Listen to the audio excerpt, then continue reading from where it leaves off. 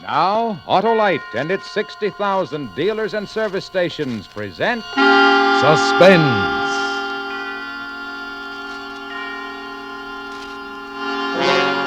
Tonight, Autolite brings you Ronald Coleman in Noose of Coincidence, a suspense play produced and directed by Anton M. Leader.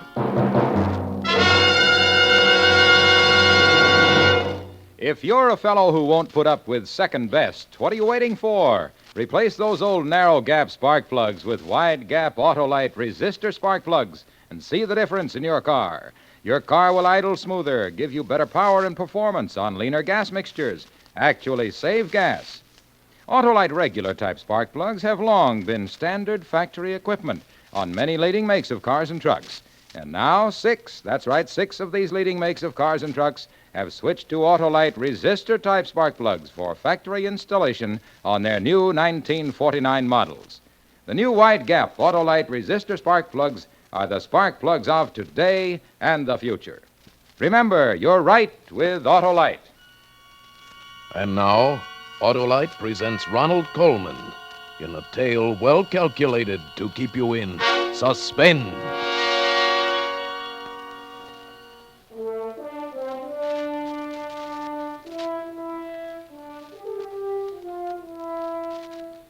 Do you know London? Do you remember Swan's bookshop, 12 Edgemont Row? Yeah, that's it. It's hard to believe that such a quiet, unassuming shop was the scene of unusual, even fantastic happenings. The only thing out of the ordinary about my bookshop, although I feel it's most appropriate, is the sign, or rather symbol, hanging above the door. An arm, made of cast iron, holding aloft a flaming torch. I must confess that the sharp angle inside the elbow attracted some distinctly unbookish creatures. Birds, who found the crook of the arm a splendid place for nest building. I rather liked the birds beneath my bedroom windows, but some of my customers complained quite bitterly about their nesting over the door. So each spring, it became my wicked task to clear away the little home that was a building, and then to try in vain to make peace with the birds and my angry conscience. Well, Mr. Swan, is it spring again? Good morning, Constable. Have a care up there on that ladder, sir. Steady. Oh, it's not the ladder that's making my knees shaky. It's this monstrous crime I commit every year.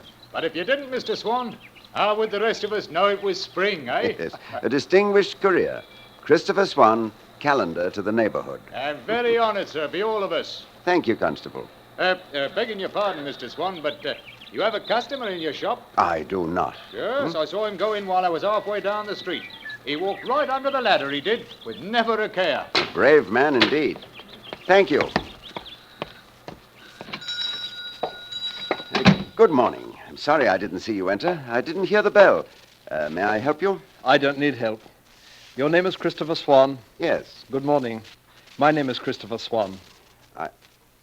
Oh, forgive me. I didn't quite hear. Yeah, but you did. Christopher Swan, sir. Your name, my name. Well, how odd. Why? People must have names. More people than names, therefore duplication. Bound to happen. My card. Oh, thank you. Yeah, sure enough. Christopher Swan, mental telepathist. Telepathist and prophet of the future. Oh. Well, nevertheless, it is very odd. Well, perhaps it is. In that case, you must save my card and show it to Margaret. Margaret? Your wife, sir. Oh, no, I'm afraid you're mistaken. I have no wife, and I've never been married. Do you suppose I'm not aware of that? You are? Well, then I don't see how you can... Mr. Swan, mental telepathist and prophet of the future. The future. Yes. Margaret, a young woman, pretty too, red hair. Oh, now, really. I read a good bit about extrasensory perception, Mr. Swan, but when you speak of foretelling the future... You don't believe a word of it. Well, I don't blame you. No one believes at first. And later? Mr. Swan, suppose we drop the subject. I've come here simply to buy some books. Perhaps we may have a little talk in a short time after your marriage.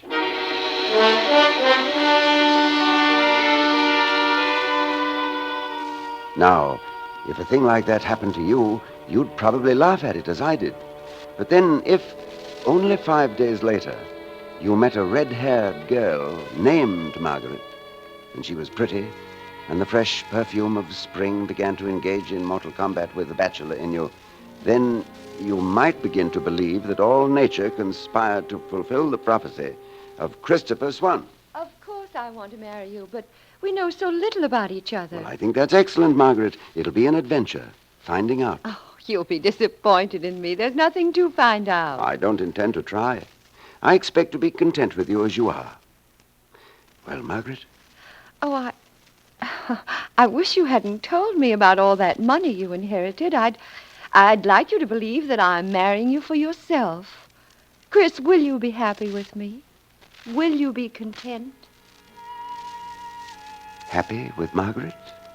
Content with Margaret?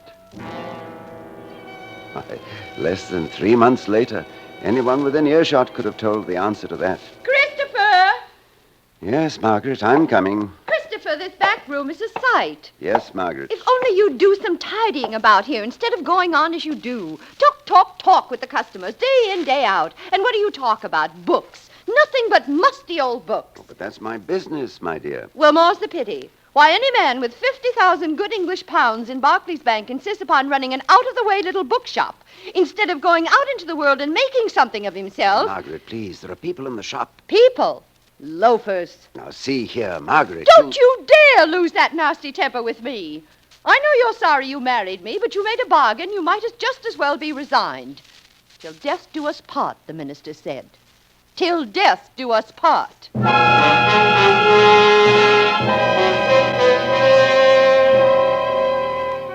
One day I went up to Hampstead Heath for the fair.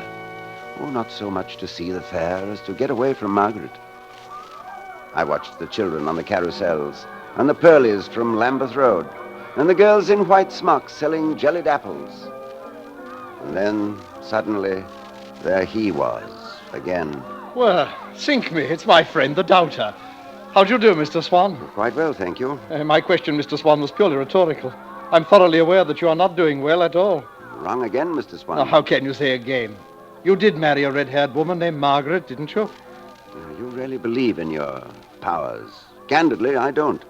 The only thing thus far proven is that there are remarkable coincidences. My dear Mr. Swan, how the thing happened is quite unimportant. All we must remember is my prediction that it would happen. I didn't say how. Could you have done that, too? With a little more concentration, why not? For instance, let me tell you about your wife. Your wife, Mr. Swan, is a shrew and will become more of a shrew each day. Now, please, I don't think I care to hear about No, it. don't go, Mr. Swan, please, not while I'm concentrating. Now, let me see. Christopher Swan, born one day, I can't quite make that out, in March 1908. Birthplace, the Manor House, Lower Orchard, Bellingdon near Chesham, Bucks. 1940, removed to London, acquire bookshop. Father and mother killed in Blitz. It's a pity, Mr. Swan. You, however, inherit £50,000, right? Yes, every bit of it. But would it be impertinent to point out that you had access to this information in several publications? Not one bit impertinent, Mr. Swan. But tell me, in which publication could I have learned that on the 9th of November this year, you will be hanged by the neck until dead? I beg your pardon? And don't look so taken aback, my friend. The gift of prophecy, nothing more. Ability to foresee the future. You charlatan. Do you seriously expect me to believe... That you'll be hanged. Of course I don't expect you to believe it, Mr. Swan, any more than you believed my first prophecy about your marriage. But you will be hanged, Mr. Swan. Pity, really a pity. On the morning of November 9th, hanged by the neck until you are dead.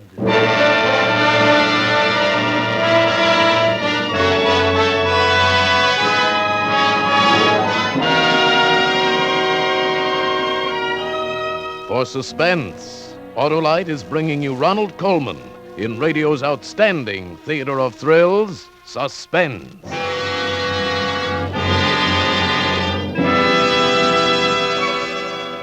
there, Harlow. Heard you played Truth or Consequences at a big Hollywood party. Sure. They asked me to tell the truth, and naturally I did. I said, friends, those Autolite resistor spark plugs always give a star performance. Smoother idling, better performance on leaner gas mixtures, and actually save gas. Why, they're bigger box office than a movie star. Hollywood stood for that? Well, I had to tell the truth. Wide gap Autolite resistor spark plugs are the spark plugs of today and the future. Yep, I said, more men go for Autolite resistor spark plugs than for glamorous movie stars. So switch from old narrow gap plugs Yeah, to... they must have loved you. There I was, telling the truth, and I had to take the consequences, too. Oh, you did? Yeah, they threw me into the swimming pool. Well, it's Duck Hollow. Suspense is on. And now, Autolite brings back to our Hollywood soundstage Ronald Coleman as Christopher Swan in Noose of Coincidence. A tale well calculated to keep you in suspense.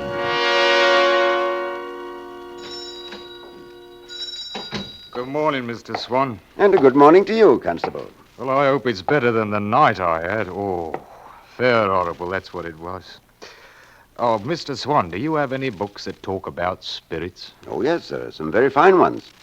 Sir Arthur Conan Doyle. Then there's the American psychologist William James. It's an odd coincidence. That's the man I'm reading now. There you are, William James, The Will to Believe. Oh, it ain't the believing that bothers me.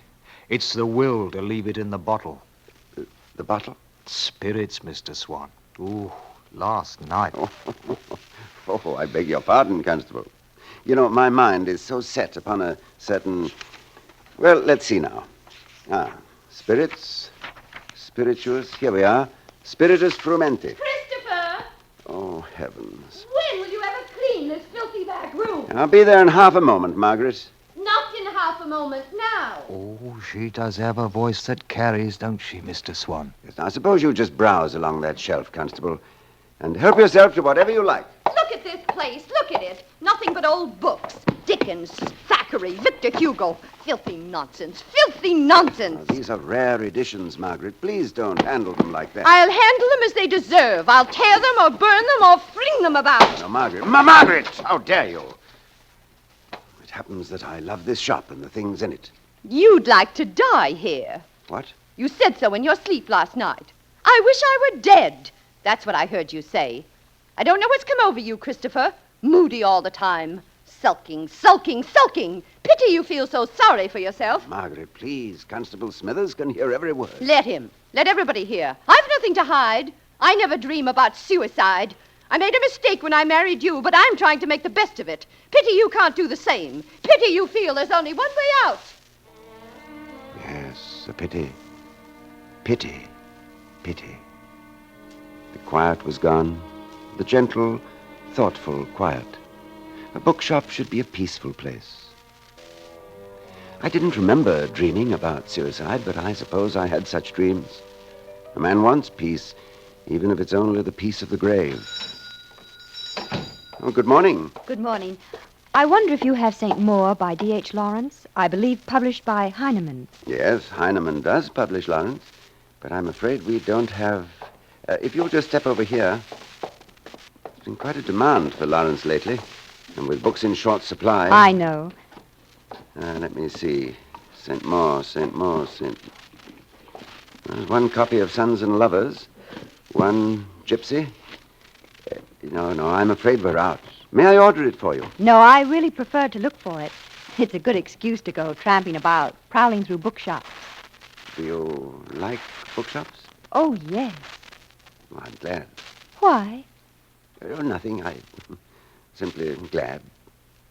I'm sorry not to have had your book. I'll find it. Thank you so much. You might try the Ken bookshop near Victoria Station. Thank you, I will. Oh, another idea. Suppose you leave your name and telephone number, and then I'd be able to ring you up if you should happen to come in. Oh, would you be good enough to do that? My name is Anne Stevens. Mrs. Anne Stevens? No, Miss Anne Stevens. Bayswater 3210. Christopher! Miss Anne Stevens had red hair, too. But not simply orange red like Margaret's. Her hair was like burnished copper, all warm and bright down to her shoulders. And when she walked in the sunlight, it seemed to be splashed with gold. And I thought to myself, it's probably fragrant and soft to touch. It was only a few days later I met her again in crowded Hyde Park. And what does he say to us? I'm sorry. Why, Miss Stevens, I am sorry. Well, no, I'm not, really. I mean, Hello. Did I hurt you? Of course not. It's Mr. Swan, isn't it? Yes. You've a remarkable memory for faces. No more than you. You remembered me. Oh, but that's different. I've thought about you. Did you? How nice. Trying to find a copy of St. Maur. You know. You remember that's what you wanted. Oh, I'm so sorry. I did find a copy that same day at the Ken bookshop, thanks to your advice. Oh. It's a lovely work. I haven't read it. Really? Oh, Mr. Swan, let me give it to you. That is so you could read it. I'll bring it to your shop. Suppose you bring it to me here. Right here, to this very spot. Good. Tomorrow, same time. Tomorrow, same time. And I'll bring something I want you to read.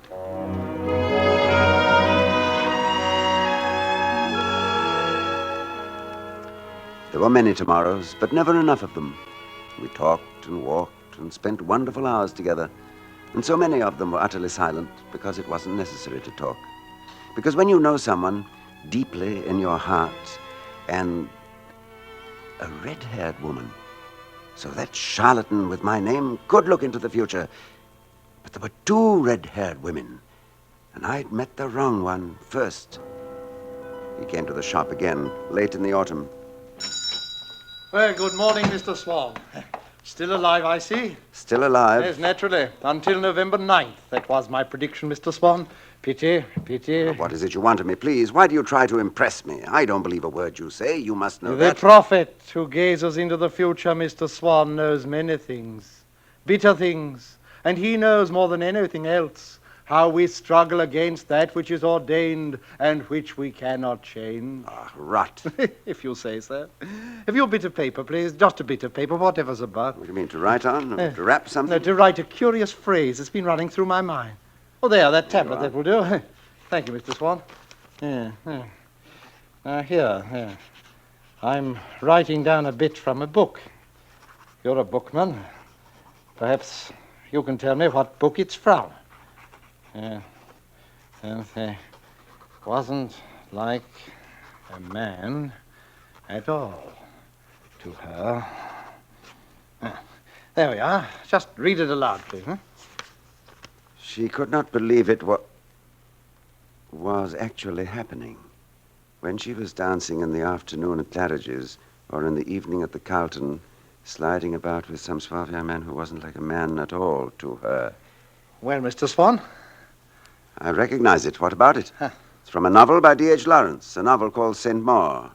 It appears somewhere in the first third of the book. Yes, how curious. I seem to see it written on the flyleaf for the book.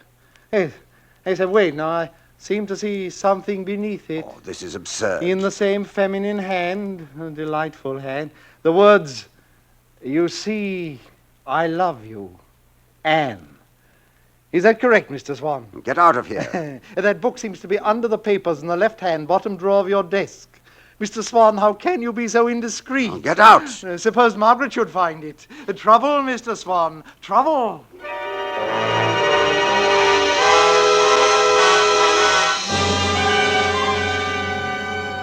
What did this mean? How could he know what Anne had written in that book? Was she in league with him? She couldn't be. Not Anne. And yet, I had fallen in love with her, a red-haired woman, as he had prophesied. The answer came soon enough. Christopher, Constable Smithers is in the shop. Oh, is he browsing, buying, or chatting? He wants a copy of a book called St. Maur. Constable Smithers wishes to read St. Maur? By D.H. Lawrence. To begin with, I don't believe he had ever heard of it. Second, we haven't had a copy for ages. You should take more pains with your inventory, Christopher. There's a copy right there in the bottom left-hand drawer of your desk. Oh, no, there's not. I say there is. And we'll have to sell it second-hand. Some lovesick girl's written something on the flyleaf. You know Constable Smithers doesn't want that book, Margaret. Of course he doesn't. I didn't think so. And there's no copy of St. Maur in the desk. There we differ. Well, look for yourself. Thank you. I will. And what do you call this? Oh, but it's impossible. Impossible, is it? And didn't I find it here myself this morning, and didn't I read the inscription? You put it there yourself. Oh, now I know you've gone mad. I only suspected it before. Yesterday, the book was in that drawer, when Swan predicted that you'd find it there. But I took it out and hid it upstairs in my bedroom. you returned it to the drawer to make his prediction come true.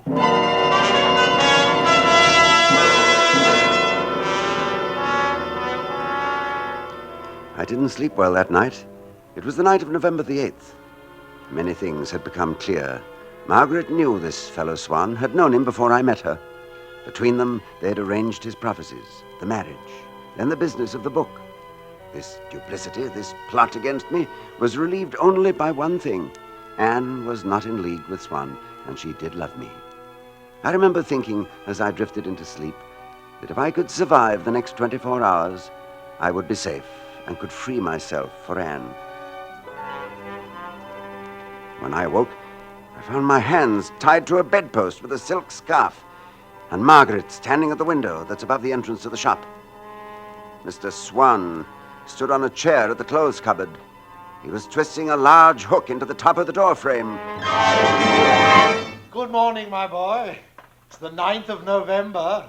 Oh, your prophecy. Christopher Swan, hanged by the neck until dead. Well, you might show some fright, at least some surprise. I'm too filled with loathing for you both. So you're going to murder me? What a frightful idea. No, you're going to commit suicide. Pity. Don't talk to him, Kit. Get it done with. Oh, yes, Maggie, surely. Maggie is my sister, Mr. Swan. I knew there was some relationship between you. You have the same tricks of expression. You use the word pity so often. There's not much pity in either of you, is there? There's a little, Mr. Swan, but it's not stronger than 50,000 pounds. There we are. Do you think that hook will hold, Mr. Swan? Oh, come to the point. You don't really intend to murder me. What is it you want? Maggie, he thinks we're only pretending. Hurry, will you? It's almost time. Oh, poor Maggie. I hope her share of your fortune will console her. Will it console you, Maggie? Oh, shut up. Maggie's having a touch of nerves. Isn't that silly, Mr. Swan? There's no danger to us in this. So many of your customers have heard you threaten to commit suicide. I doubt if one ever did. Oh, they think they did, Mr. Swan. That's all that matters. Do you realize how many times Maggie has shouted that information from the back of the shop? Constable Smithers heard it. Nevertheless, he knows me better than to believe. Oh, does he? Shall I tell you what Constable Smithers will say to the coroner? He'll say, Yaldy would do himself in some day. Yelled all the time from the day they was married. And there he swung, sir, with his face all black, his eyes bugged out. Stop it! You're too fond of talking. You'll get us into trouble. Absurd. Margaret, you actually married me with this day in mind? Of course I did. And you're really going to kill me? That's the plan. And I'm sorry there isn't enough of a drop to do the thing quickly, old man. You'll be struggling for quite a bit. Yes, I know you'll both enjoy watching me. No, not Maggie, no. Maggie's watching for the constable to turn the corner on his rounds. And then she's going to scuttle down the stairs while I do the job, lock the door from the inside, slip through the trap door in the cupboard, and away like St. Nicholas over the rooftops. Then she'll say to him, Constable, there's something wrong. There's something wrong. There he is, Kit, at the corner.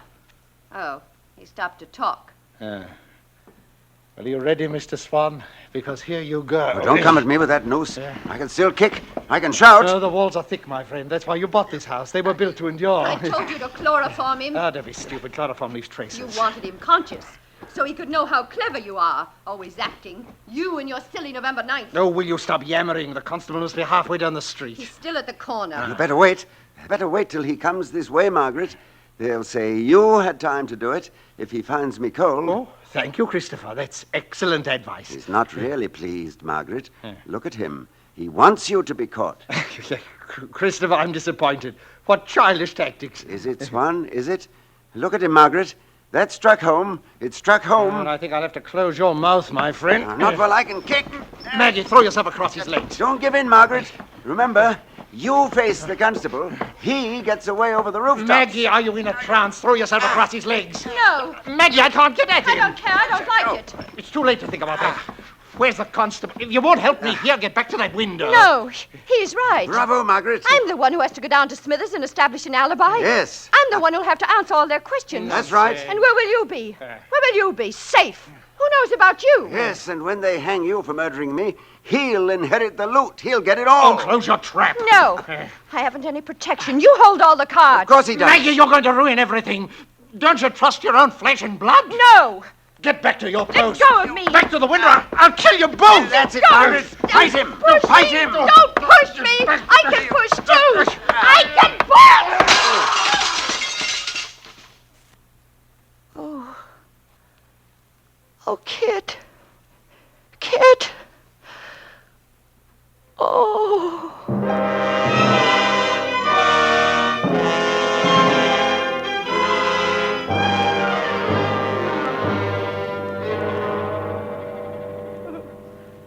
It's queer goings on, sir, you being bound to the bed like this, and him breaking through the window and then hanging from the sign. You'll have to answer some questions, Mrs. Swan. Hanging from the sign. I killed him. I killed him. Yes, and I saw it happen. Saw him smash through the window and come tumbling down and catch his Adam's apple right in the very crook of the elbow, where the sparrows build a nest every spring. Right in the very crook. And there he swung, caught fast, Mr. Swan. It was horrible, sir. His face black and his eyes bugged out. Stop it. Oh, stop it. Another prophecy come true. What's that, Mr. Swan? I think he could foretell the future. I believe he could. November the 9th. Christopher Swan hanged by the neck until dead. Only he had the wrong Christopher Swan.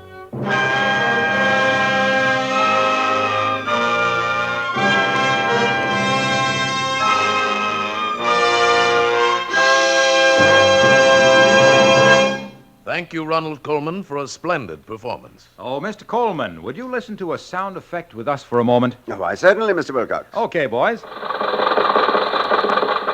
Mr. Coleman, would you say that sounds like Jack Benny's Maxwell? Yes, I'd say there's a great similarity. Well, just listen to what Jack Benny's old Maxwell might sound like if it had new Autolite resistor spark plugs and a complete Autolite ignition system.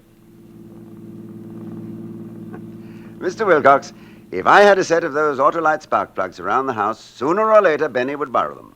And then perhaps we'd be spared that awful racket. Well, we'll see what we can do, Mr. Coleman. Friends, Autolite resistor spark plugs are made by Autolite men who make over 400 products for cars, trucks, airplanes, and boats in 28 Autolite plants from coast to coast. Yes, sir, and Autolite also makes complete electrical systems for many makes of America's finest cars. Batteries, spark plugs, generators, starting motors, coils, distributors. All ignition engineered to fit together perfectly, work together perfectly, because they're a perfect team.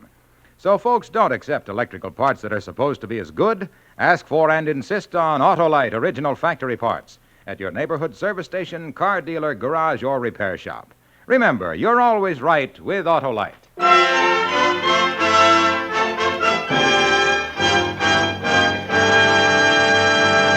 Now here again is Mr. Ronald Coleman. It's always an interesting and pleasant experience to appear on Suspense, and especially when I can work with such a fine company of actors. Next week, we're all in for a special treat when radio's outstanding theater of thrills presents Edmund Gwenn in a story called Murder in Black and White. Another gripping study in Suspense. Tonight's play was written by William Fifield and adapted for Suspense by Herb Meadow. Music was composed by Lucien Morawek and conducted by Lud Gluskin. The entire production was under the direction of Anton M. Leader. In the coming weeks, Suspense will present such stars as Betty Grable, Mickey Rooney, Bob Hope, and many others. Make it a point to listen each Thursday to Suspense, radio's outstanding theater of thrills. Next Thursday, same time, hear Edmund Gwenn in Murder in Black and White.